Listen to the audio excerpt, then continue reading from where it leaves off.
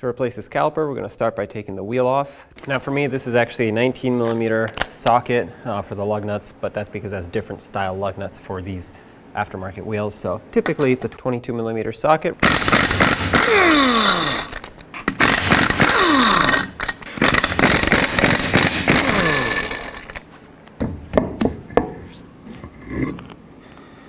Before I move any further, I want to break free the banjo bolt for the brake hose here on the caliper.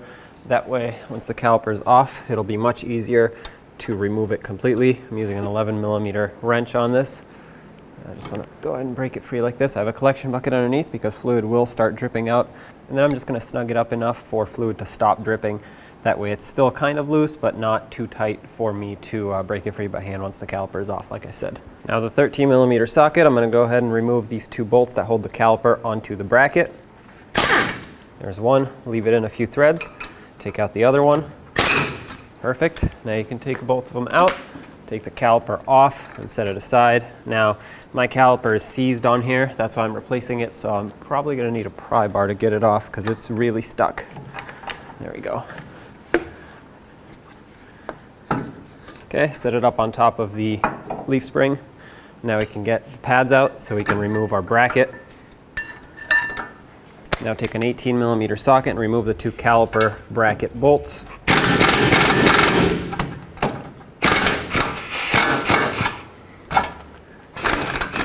There's one, leave it in a few threads. Take out the other one.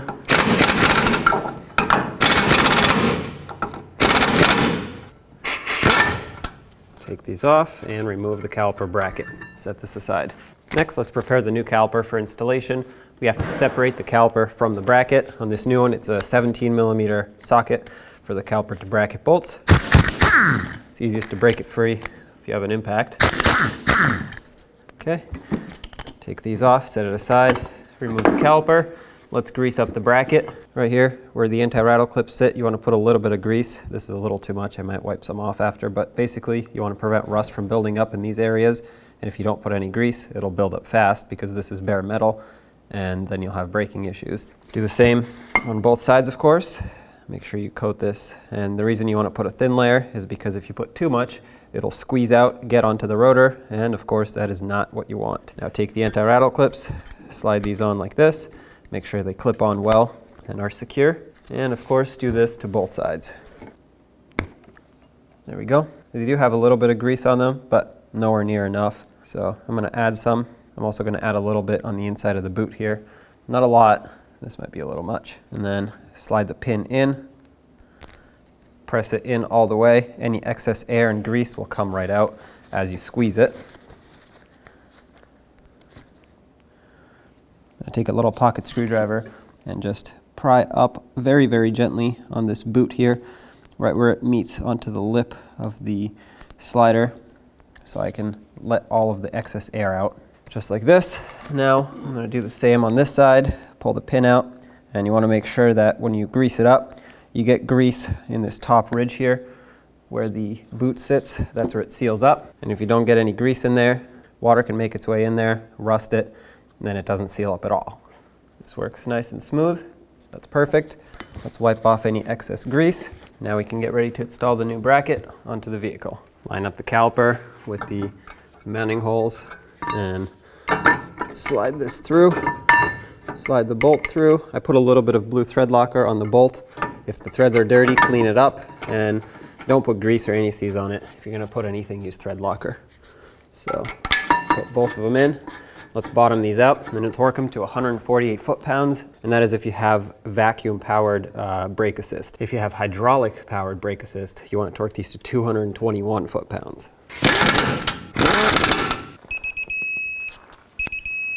Okay, that's 148 for both of them. Let's get the pads in.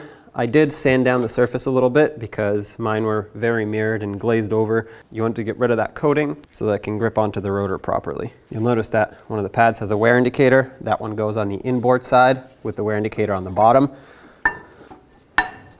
They should slide in nice and smoothly. If they don't, it's probably because your anti-rattle clips are not sitting properly. So just double check that. Now before the caliper goes on, I'm going to go ahead and coat these two ears with a little bit of grease. This will help the pads operate quietly and smoothly. not a lot, just a little bit. And then I also want to put a little bit on the face of the piston here, on the outer ring, for the same reason. Just a thin layer, just like that. Slide the caliper over, line it up with the 2 slider pins and the pads and everything, and then start in the bolts that mount it onto the bracket. Let's bottom these out and then torque them to 38 foot-pounds. If your slider pin is spinning as you're trying to torque it, hold it with an 18mm wrench. 38 on the top one. Perfect. Now let's swap over the hose. Remove the new banjo bolt. It has 2 new copper washers. Make sure that one stays on the bolt, the other one take it off, because the hose will be sandwiched in between the 2 new ones. You don't want to reuse the old ones. Put a collection bucket underneath, grab your old caliper, and let's remove the bolt from it so we can remove the hose. Let the caliper drain, and now we have to remove the banjo bolt from the hose. This bottom washer under here is kind of stuck on, and I'll show you a trick for removing it. So I'm going to grab some pliers, grip onto that washer nice and tight, and then I'm going to use my impact driver and just unthread the bolt. Usually this does the trick.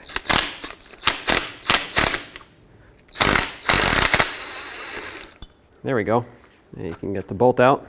Clean up the hose to make sure that there's no debris on it. Clean up the mounting area as well. Now take your new banjo bolt with the 1 new washer, put the hose through, or put it through the hose, put the other washer on, and then start it onto the caliper.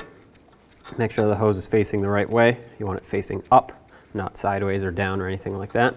Let's snug it up. I'm going to bottom it out. Now I'm going to grab my wrench and tighten it up by hand. And I like to go about 1/3 of a turn, maybe half, once it's bottomed out completely. This right here is half a turn. Go a little bit extra right there. That's almost 2/3 of a turn. So now we'll clean it up. That way there's no fluid here, so that we know if for some reason there is a leak. I don't want to confuse a leak for residual fluid. So I'll just go ahead and clean this all off. Now I'm going to take the cap off of the bleeder screw, and I'm going to go ahead and open it.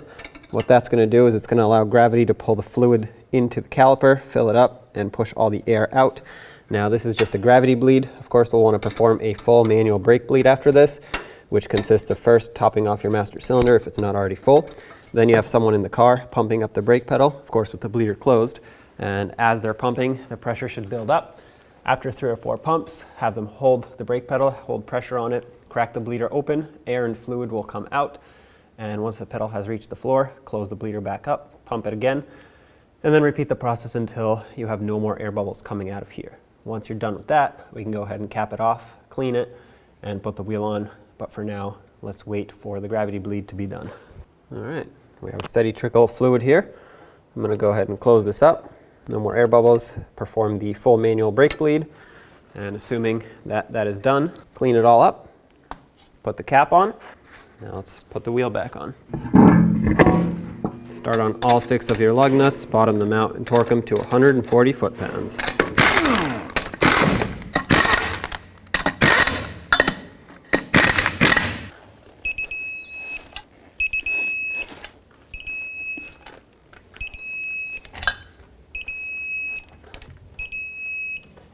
All right, take it for a road test.